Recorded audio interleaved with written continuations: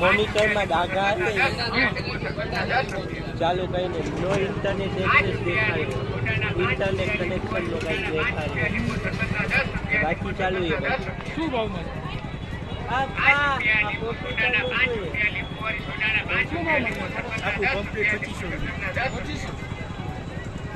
system કઈ ખબર છે તમને અંદર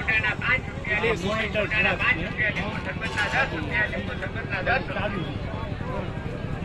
છે સિસ્ટમ શું એનો આઈડિયા નથી ને કે રેમ કે કઈ